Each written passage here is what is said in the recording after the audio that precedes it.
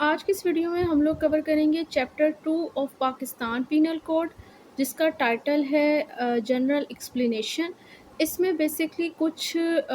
Definitions, कुछ terminologies, कुछ expression explain किए गए हैं इस चैप्टर के अंदर, जो कि इसलिए एक्सप्लेन कर दिए गए हैं कि जब ये आगे फर्दर इस कोड के अंदर ये चीज़ें आएंगी तो लॉ रीडर को पता हो कि जो यहाँ पर इसका मतलब बताया गया है वही उधर आगे वाली जो इस कोड की सेक्शन है उधर वही इसका उन एक्सप्रेशन का मतलब कंसीडर किया जाएगा। सेम लाइक टू जैसे कि डेफिनेशन क्लाउज होता है हर कानून के अंदर, उसी तरह का ही इस चैप्टर के अंदर जो एक्सप्रेशन बता दिए गए हैं उनका बताए गए हैं उनका वही मतलब है। इसी सेंस में बेसिकली यहाँ पर यूज़ किया जा रहा है। तो इसके अंदर आज की इस वीडियो में ऐसे तो सेक्शन 6 टू 53 या 52A तक हैं ये सेक्शन बनते, लेकिन हम जो है वो सेक्शन 6 टू 20 तक कवर करेंगे। तो सेक्शन 6 जो है वो क्या कहता है, कहना definition in the code to be understood subject to exceptions. यानी इस कोड के अंदर जो भी डेफिनेशंस, जो कि ये पाकिस्तान पीनल कोड है कि इसके अंदर अब ऑफेंसेस से मतलब जो भी किसी भी ऑफेंस की जो डेफिनेशन प्रोवाइड कर दी गई होगी, की गई है, उसको जो एक्सेप्शन है इस कोड के अंदर, जनरल एक्सेप्शन जो चैप्टर 4 के अंदर बताई गई हैं, उसको माइंड में रखते हुए ही उस ऑफेंस की डेफिनेशन को कंसीडर किया जाएगा, यानी समझा जाएगा। बेसिकली ये कहना चाह रहे हैं कि अगर किसी भी ऑफेंस की डेफिनेशन इस कोड के अंदर आगे आएगी, एक्सप्लेन हुई होगी, तो उसके अंदर बेशक वो जो चैप्टर 4 के अंदर जनरल एक्सेप्शन है कि किन किन कैटेगरी के अंदर वो ऑफेंस जो है ऑफेंस नहीं कंसीडर किया जा रहा, वो वहाँ उसके साथ लिखा हो या ना हो उस ऑफेंस की डेफिनेशन में, लेकिन एक रीडर को ये पता होना चाहिए, उसके माइंड में ये होना चाहिए कि उसने उस डेफिनेशन को, उन एक्सेप्शन को अपने माइंड में रखते हुए ही अंडरस्टूड करना है, समझना है, पढ़ना है। तो सेक्शन 6 में बेसिकली यहाँ पर क्या बताया जा रहा है, पहले हम उसको कवर कर लें, उसके बाद मैं आपको एक एग्जांपल से इस चीज़ को क्लियर करूँगी और इंशाल्लाह चीज़ फिर क्लियर भी हो जाएगी। सेक्शन 6 जो है बेसिकली ये कह रहा है कि through out this code every definition of an offense, every penal provision and every illustration of every such definition penal provision, यानी इस कोड के अंदर हर ऑफेंस की डेफिनेशन, हर पेनल प्रोविजन और पेनल होती है पनिशमेंट प्रोविजन, और हर इसी तरह हर उस पेनल प्रोविजन और डेफिनेशन की जो इलस्ट्रेशन यानी कोई मिसाल वगैरह दी गई है, उस चीज़ों को, इन तीनों चीज़ों को shall be understood subject to the exception contained in the chapter entitled general exception, जो कि चैप्टर 4 है इस कोड का। वो कह रहे हैं इनको हम लोगों ने समझना है, इस डेफिनेशन को, इस पेनल प्रोविजन को और इसकी पेनल प्रोविजन और डेफिनेशन ऑफेंस की डेफिनेशन की इलस्ट्रेशन को जब हम लोगों ने पढ़ना है तो उसको हमने समझना है, इसको हमने अपने माइंड में, जब हम लोग इन्हें पढ़ रहे होंगे तो हमने इनको अंडरस्टैंड करना है, समझना है। जो जनरल एक्सेप्शन इस कोड के अंदर बताई गई हैं उनको अपने माइंड में कंसीडर करते हुए, रखते हुए, though those exceptions are not repeated in such definition. बेशक वो कह रहे हैं कि ये जो एक्सेप्शन है उस डेफिनेशन में पेनल प्रोविजन इलस्ट्रेशन के अंदर मेंशन दोबारा वहाँ ना की गई हो, मतलब ना लिखी हो, रिपीट ना की गई हो।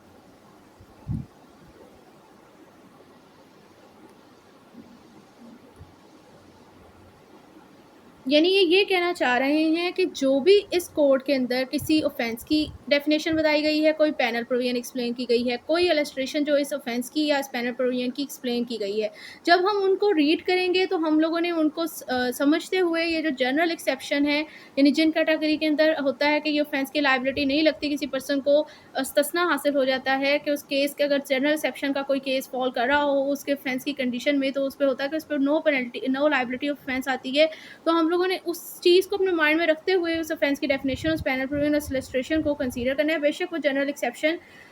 जो हैं वो उस सेक्शन के अंदर, यानी उस ऑफेंस की डेफिनेशन के अंदर उस जगह पे दोबारा एक्सप्लेन लिखे हुए ना हो, यानी बेशक वो जो जनरल एक्सेप्शन है वो सेक्शन का पार्ट ना हो, लेकिन हम लोगों ने यही समझना है कि वो उस उधर उसके साथ है, और उसको अपने माइंड में रखते हुए ही हम लोगों ने उस ऑफेंस की डेफिनेशन को अंडरस्टैंड करना है, या उस पैनल प्रोविजन को, या जो इलस्ट्रेशन है उस पैनल प्रोविजन डेफिनेशन को, उसको अंडरस्टैंड करना है। इसके एग्जांपल से समझते हैं तो ये समझ आएगी।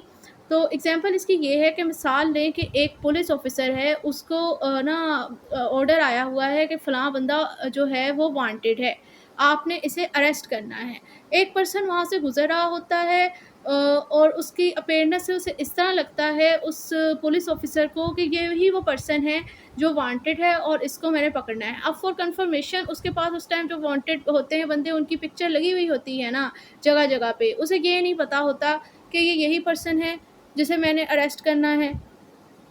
या आप मिसाल के तौर पे ले लें कि वो पर्सन जो है पुलिस ऑफिसर नहीं है, वो आम शहरी है, ठीक है? तो अगर तो पुलिस ऑफिसर या आम शहरी है, वो ये होता है, चले पुलिस ऑफिसर को एग्जांपल ले लेते हैं, ज़्यादा कॉम्प्लेक्स नहीं बनाते। वो पुलिस ऑफिसर जो है वो क्या करता है, उस पर्सन को अरेस्ट कर लेता है, वो बंदा कहता रह जाता है कि मेरा कोई ज़रूरी काम है, मैंने जाना है, मैं वो बंदा नहीं हूँ। बहुत उसे एक्सप्लेन करता है कि आपने गलत बंदे को अरेस्ट किया है, मैं वो पर्सन नहीं हूँ, लेकिन वो नहीं मानता। वो कहते हैं सारे मुजरिम इसी तरह कहते हैं। वो उसे पकड़ता है, जाके उसे लॉकअप में डाल देता है।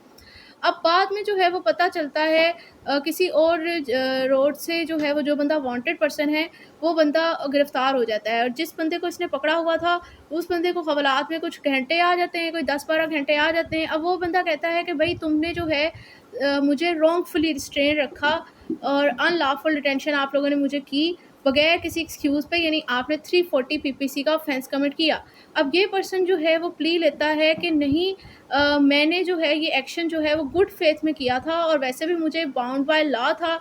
कि भाई मैंने ये बंदे को अरेस्ट करना है जो वांटेड है, तो मेरा तो गुड फेथ में एक्शन था। ये जो है वो सेक्शन 76 ऑफ पीपीसी की जनरल एक्सेप्शन की प्ली ले लेता है। तो अब इस सिचुएशन में जो कि इस ऑफिसर का एक्शन जो है, इस पे बर्डन ऑफ प्रूफ तो है, मतलब ये नहीं है कि आप लेके बच जाओगे जनरल एक्सेप्शन की कैटेगरी, आपके ऊपर फिर वो बर्डन ऑफ प्रूफ भी आ जाता है, वो साबित करके अपने आप को बचा लेगा। लेकिन अब इस सिचुएशन के अंदर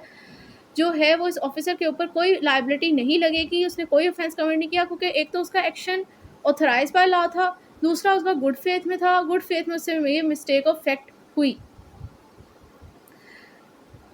तो बेशक जो है वो सेक्शन 340 के अंदर रॉन्गफुल रिस्ट्रेन को डिफाइन किया गया है, लेकिन उधर जनरल एक्सेप्शन की जो नहीं बताई गई, ये सेक्शन 76 को नहीं एक्सप्लेन किया गया। लेकिन हम लोग इस केस के अंदर जो मैंने एग्जांपल दी, हम लोग इस रॉन्गफुल स्ट्रेन के केस को अब जनरल एक्सेप्शन की इस कैटेगरी को जिस तरह की इस पुलिस ऑफिसर की है उसको माइंड में रखते हुए ही समझेंगे। तो आई होप ये पॉइंट क्लियर हो गया होगा कि सेक्शन 6 बेसिकली क्या बात करना चाह रहा है।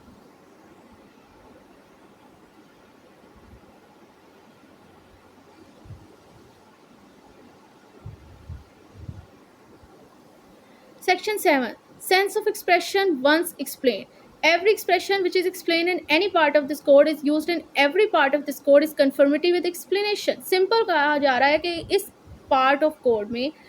Any part of this code, so ये कह रहे हैं इस कोड का कोई भी पार्ट है, मतलब कोई भी चैप्टर है, उसके अंदर कोई एक्सप्रेशन एक दफ़ा एक्सप्लेन कर दिया गया एंड इज़ यूज्ड, और अगर अब यही सेम चीज़, यही एक्सप्रेशन जो इस कोड के किसी हिस्से में एक्सप्लेन कर दिया गया है, वो इस कोड के किसी दूसरे पार्ट के अंदर इस्तेमाल हो जाता है, तो बेशक अब वहाँ पर एक्सप्लेन नहीं किया गया, लेकिन वो पहले किसी पार्ट में एक्सप्लेन हो गया था, तो अब उस एक्सप्रेशन का वही सेम मतलब समझा जाएगा जो उसके पहले पार्ट में इसकी एक्सप्लेनेशन हो गई थी। मिसाल के तौर पर जैसे अब यहाँ पर अब हम लोगों ने ये सेक्शन हम पढ़ रहे हैं, जहाँ पर expression gender number man women अब सेक्शन पढ़ेंगे, ये एक्सप्लेन हुए हैं। अब ये आगे कहीं जाके बेशक एक्सप्लेन ना हुए होंगे इस कोड के किसी भी पार्ट में, लेकिन हमें पता होगा कि सेक्शन 7 के तहत कि अब ये बेशक यूज़ हो रहे हैं, लेकिन किसी एक जगह पे तो एक्सप्लेन हुए थे, तो वहाँ पर जहाँ पर पहली जगह पर इस्तेमाल हुए थे और जहाँ पर जब उनका वहाँ पर जो मतलब था, वही अब हम लोग वहाँ पर उनका मतलब जहाँ वो दूसरी जगह पर इस्तेमाल हुए होंगे, इस कोड के किसी हिस्से में नहीं एक्सप्लेन हुए, लेकिन हम पहली जगह पर एक्सप्लेन हुए होंगे, तो हम वही उसका मतलब लेकर समझेंगे कि जो उनकी फर्स्ट टाइम एक्सप्लेनेशन थी वही उनकी अब अदर टाइम जहाँ भी वो रेपिटेशन हो रहे हैं वही एक्सप्लेनेशन है, वही उनका मतलब है। Section 8. Gender. The pronoun he and its derivatives are used of any person, whether male or female. So वो कह रहे हैं कि जो he का एक्सप्रेशन है वो किसी भी पर्सन के लिए इस्तेमाल हो सकता है, चाहे वो मेल हो या फीमेल हो। मतलब किसी जगह पर किसी सेक्शन के अंदर ही का वर्ड लिखा हुआ है तो पर्सन जाके ये प्ली ले लेता है कि भाई इधर ही का वर्ड लिखा हुआ है, इसका मतलब ये मेल है। इंग्लिश की सेंस में वो कहता है कि ये मेल के ऊपर ये सेक्शन अप्लाई होगा, इसी यही करेगा तो यही ऑफेंस होगा। अगर कोई फीमेल कहती है मैंने ऑफेंस किया मुझ पर तो नहीं होगा, तो कहने नहीं भाई, सेक्शन जो ही का टर्मिनोलॉजी यूज़ हो रही है वो दोनों जेंडर्स, चाहे वो मेल और फीमेल, उन दोनों के लिए इस्तेमाल होगी। यानी कानूनी तौर पर आप कह सकते हो कि इंग्लिश का तो रूल है ना कि ही जो प्रोनाउन है वो मेल के लिए इस्तेमाल होता है, लेकिन कानून की लैंग्वेज में, लॉ की लैंग्वेज में जो एक्सप्रेशन ही है वो बोथ जेंडर, चाहे वो मेल और फीमेल, दोनों के लिए इस्तेमाल होता है। सेक्शन 9. नंबर.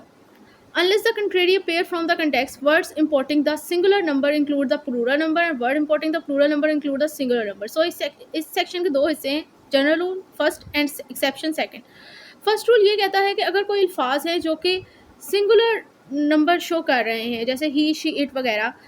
तो उसमें हम लोग प्लूरल कैटेगरी को भी कंसीडर करेंगे। इसी तरह अगर कोई एक्सप्रेशन जो है वो प्लूरल वर्ड को शो कर रहे हैं, जमा को शो कर रहे हैं, लेकिन उसमें हम सिंगुलर नंबर को भी कंसीडर करेंगे। ये जनरल रूल है। एक्सेप्शन इसकी ये है कि अगर जो सेक्शन का जो कंटेंट है उसके अंदर जो ये चीज़ें एक्सप्लेन की होती हैं, जो जैसे कि अब ये जो है वो सब्जेक्ट है ना मैन और वुमेन, और जो उसके आगे उसका कंटेंट है यानी जो उसका मतलब है, अगर उससे कोई चीज़ ऑपोजिट शो हो रही होगी, इस जनरल रूल से ऑपोजिट चीज़ हट के हो रही है, तो उस टाइम वो चीज़ प्रिवेल कर जाएगी, अदरवाइज जनरल रूल यही है। ये बेसिकली ये कहना चाह रहे हैं कि मिसाल के तौर पर किसी सेक्शन के अंदर लिखा हुआ है कि he who commit this offence, तो वो कोई तो जो बंदे जो है ना ज़्यादा लोग वो ऑफेंस कमिट कर देते हैं, तो वो कहते हैं कि भाई कानून में तो ही का वर्ड लिखा हुआ था, सिंगुलर टर्म यूज़ हुई थी, इसका मतलब किसी एक ही पर्सन को सज़ा दी जा सकती है, हम तो बहुत ज़्यादा हैं। तो वो कह रहे हैं नहीं भाई, जहाँ पर सिंगुलर टर्म यूज़ की गई होगी तो उसी में प्लूरल वर्डिंग भी शामिल होगी, इसी तरह किसी जगह पे अगर प्लूरल वर्डिंग शो होगी तो उसी में सिंगुलर नंबरिंग भी शामिल होगी। Section 10 man and women, the word man denote a male human being of any age, the word women denote a female human being of any age. तो man का word अगर इसी जगह पर यूज़ हुआ है तो उसमें किसी भी उम्र का मेल जो है ह्यूमन बीइंग में मेल ह्यूमन बीइंग चाहे उसकी जितनी भी एज है वो शामिल होगा। इसी तरह किसी जगह पे अगर वुमेन का वर्ड यूज़ हुआ है तो किसी भी एज की खातून जो है वो उसमें शामिल होगी। Section 11 person, the word person include any company or association or body of person whether incorporated or not, कि पर्सन के एक्सप्रेशन में शामिल है कंपनी, एसोसिएशन ऑफ पर्सन और बॉडी ऑफ पर्सन, यानी जो एओपी पार्टनरशिप फर्म वगैरह होती हैं, बेशक वो रजिस्टर्ड हो या ना हो, पर्सन की कैटेगरी में ये चीज़ें होंगी। अब इंक्लूड है इसका मतलब ये कि एग्जॉस्टिव डेफिनेशन नहीं है ये, इसमें और भी चीज़ें आ सकती हैं, जैसे कि पर्सन की कैटेगरी के अंदर नेचुरल पर्सन भी आ सकता है, क्योंकि ये तो जुडिशियल पर्सन एक्सप्लेन किए हुए हैं ना। अब आ जाता है public. The word public include any class of the public और एनी कम्युनिटी, मतलब पब्लिक के अंदर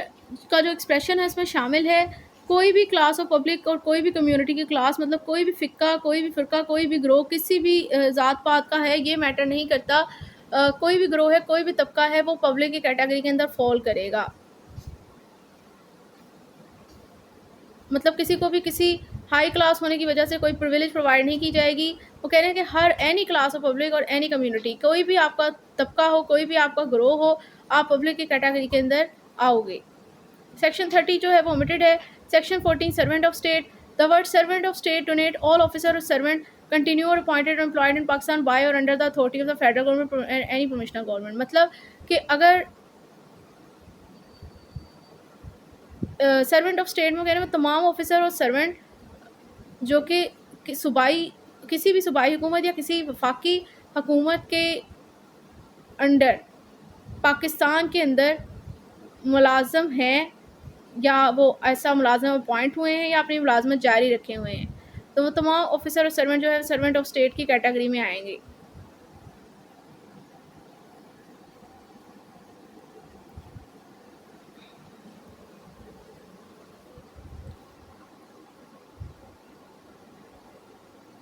वो ये कहना चाह रहे हैं कि वो तमाम ऑफिसर, वो तमाम सर्वेंट्स जो कि किसी भी वफाकी या किसी भी वफाकी तो नहीं हो सकता, वफाकी हुकूमत तो एक ही है, तो कह रहे हैं कि वो तमाम ऑफिसर और सर्वेंट जो कि वफाकी हुकूमत या किसी भी सूबाई हुकूमत की अथॉरिटी के अंदर रहते हुए या उनके तहत जो है पाकिस्तान के अंदर ऐसा सर्वेंट जो है वो अपनी मुलाजमत कर रहे हैं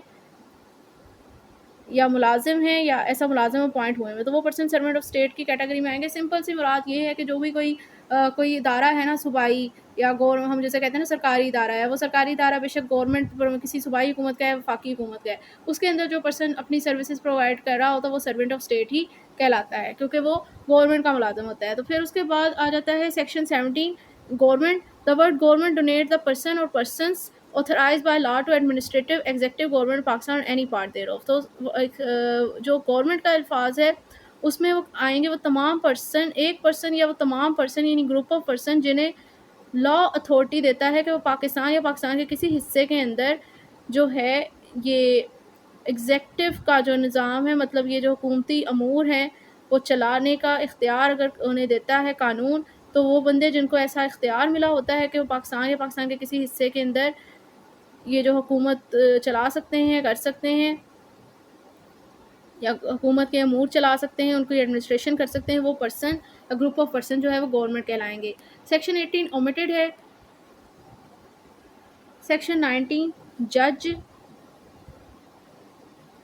इसमें बेसिकली जज की कैटेगरी में 3 तरह के पर्सन फॉल करते हैं। कह रहे हैं द वर्ड जज donate not only every person who is officially designated as a जज, मतलब वो पर्सन जिसे बाकायदा ऐसा जज का जिसको ओहदा मिला हुआ है या वो बतौर जज नामजद है, सिर्फ वही पर्सन जो है वो जज की कैटेगरी के अंदर फॉल नहीं करेगा। इसका मतलब ये है कि एक तो ये पर्सन जज कहलाएगा कि वो पर्सन जो कि ऑफिशियली डेजिग्नेटेड ऐसा जज हो, मतलब वो पर्सन जो कि ऐसा जज जिसके पास ओहदा हो या वो नॉमिनेटेड ऐसा जज हो, एक तो वो पर्सन जज कहलाता है।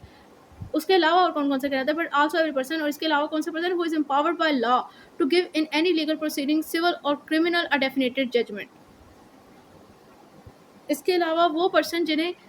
लॉ अथॉरिटी देता है कि वो किसी भी लीगल प्रोसीडिंग में, चाहे वो सिविल और क्रिमिनल यानी चाहे वो दीवानी हो फौजदारी हो, उसमें वो एक हतमी फैसला डेफिनेटेड जजमेंट है जिसमें वो एक आखिरी फाइनल जजमेंट दे सकते हो, वो पर्सन जज कहलाएंगे। अब डेफिनेटेड जजमेंट क्या होती है वो उन्होंने फर्दर एक्सप्लेन की हुई है। Judgment which if not appeal against will be defeated, और judgment which if confirmed by some other authority, मतलब वो जजमेंट जिसके खिलाफ कोई अपील ना की जाए वो फैसला कौन जजमेंट कंसीडर की जाती है, वो डेफिनेटेड जजमेंट की कंसीडर की जाती है। और इसी तरह वो जजमेंट जैसे कोई दूसरी अथॉरिटी, जैसे वो हो जाता है ना कि लोअर कोर्ट के डिसीजन के खिलाफ अपर कोर्ट में, जैसे हाई कोर्ट के खिलाफ सुप्रीम कोर्ट में, डिस्ट्रिक्ट कोर्ट के फैसले के खिलाफ जो है वो हाई कोर्ट में अपील हो जाती है, तो वो और वो अगर वो एपेलेट कोर्ट भी जो है वो डिसीजन को, लोअर कोर्ट के डिसीजन को या ट्रायल कोर्ट के डिसीजन को कंफर्म कर दे, तो वो फिर वो कह रहे हैं कि वो जजमेंट जिसके खिलाफ अपील ना की जाए तो वो डेफिनेट जजमेंट कहलाती है। और इसी तरह वो जजमेंट जिसको कोई अपर अथॉरिटी या दूसरी अथॉरिटी भी कंफर्म कर दे वो जजमेंट डेफिनेटेड जजमेंट कहलाती है। सो अभी तक जो जज के एक्सप्रेशन में दो बंदे आए, एक तो वो पर्सन जिसे ऐसा जज वो ऑफिशियल डेजिग्नेटेड ऐसा जज हो, मतलब वो पर्सन जो ऐसा जज नॉमिनेट हो, नामजद हो, जिसके पास ऐसा जज का ओहदा हो। एक वो पर्सन जिसके पास अख्तियार हो कि वो किसी किसी सिविल या क्रिमिनल प्रोसीडिंग में, किसी भी लीगल प्रोसीडिंग में, चाहे वो सिविल या क्रिमिनल, उसमें वो हतमी फैसला देने का अख्तियार रखता हो। हतमी फैसला किसे कहते हैं, वो फैसला जिसके खिलाफ जो है वो अपील अगर की भी जाती है तो उसे एपेलेट कोर्ट जो है वो प्रूव कर देती है, या वो फैसला जिसके खिलाफ अपील जो है वो नहीं की जाती, वो डेफिनेटेड जजमेंट होती है। और थर्ड बंदा जो जज की कैटेगरी में आता है वो कह रहे हैं who is one of a body person which body person is power by law to give such a judgment, यानी बॉडी पर्सन मतलब कह रहे हैं पैनल ऑफ जज, वो जुडिशरी का जो बेंच है, वो बेंच जिसे लॉ अथॉरिटी देता है कि वो जजमेंट दे सकते हैं, वो पर्सन जज की कैटेगरी में आते हैं। यानी जज की कैटेगरी में एक सिंगल पर्सन आता है, वो पर्सन जिसके पास जज का ओहदा होता है, जो कि ऐसा जज नामजद होता है। दूसरा वो पर्सन जिसको कानून इख्तियार देता है कि आप जो है वो किसी भी लीगल प्रोसीडिंग में, ख्वाह वो सिविल या क्रिमिनल, उसमें आप एक जजमेंट, एक डेफिनेटेड जजमेंट, फैसला कुन जजमेंट दे सकते हो। फैसला कुन जजमेंट क्या है वो हमने बता दी। अब थर्ड वो पर्सन आता है जो कि थर्ड में आता है वो बेंच, जैसे बेंच ऑफ जज, पैनल ऑफ जज कह सकते हैं, जिसे लॉ अथॉरिटी देता है कि आप जो है वो जजमेंट दे सकते हो। सच्चा जजमेंट का मतलब यही है कि वो डेफिनेटेड जजमेंट आखिरी फैसला दे सकता हो, हतमी फैसला दे सकता हो। Section 20 court of justice. Court of justice में अब क्या आता है, तो कहें the word court of justice donate a जज who is empowered by law to act judicially alone, or a body of judge which is empowered by law to act judicially as a body when such judge or body of judge acting judicially मतलब ये मतलब है कि जब वो अदालती अमूर, अदालती सरगर्मियाँ sir अंजाम दे रहे हैं, तो वो कह रहे हैं कि कोर्ट ऑफ जस्टिस के एक्सप्रेशन में वो एक सिंगल पर्सन, एक जज या वो पैनल ऑफ जज या बेंच ऑफ जज आते हैं जिन्हें लॉ अथॉरिटी देता है कि आपकी अदालती अमूर सर अंजाम दे सकते हो, अदालती कार्रवाइयाँ सर अंजाम दे सकते हो जब आप ये अपनी जुडिशियल कैपेसिटी में एक्ट कर रहे हो, तो वो पर्सन जो है कोर्ट ऑफ जस्टिस की कैटेगरी में आते हैं। मतलब कोर्ट ऑफ जस्टिस में दो पर्सन शामिल हैं, एक तो एक जज और दूसरा वो बेंच ऑफ जज। जब वो जुडिशियली एक्शन परफॉर्म कर रहे हों तो उन्हें लॉ मतलब जो लॉ ने उन्हें अथॉरिटी दी हुई हो कि आप ये जुडिशियल एक्ट वगैरह कर सकते हो, तो वो कोर्ट ऑफ जस्टिस कहलाते हैं। मिसाल के तौर पर वो ये कह रहे हैं कि अगर एक जज की दायरा इख्तियार हो ही कि वो इतनी हद तक ही सज़ा दे सकता है, तो वो उसे कानून ने अथॉरिटी दी हुई है, और अगर तो वो ये एक्शन परफॉर्म करता है तो इसका मतलब वो जज ही कहलाएगा कोर्ट ऑफ जस्टिस, क्योंकि कानून ने उसे अथॉरिटी दी हुई थी कि आप इतनी सज़ा दे सकते हो। लेकिन अगर वो उससे ज़्यादा की सज़ा दे देगा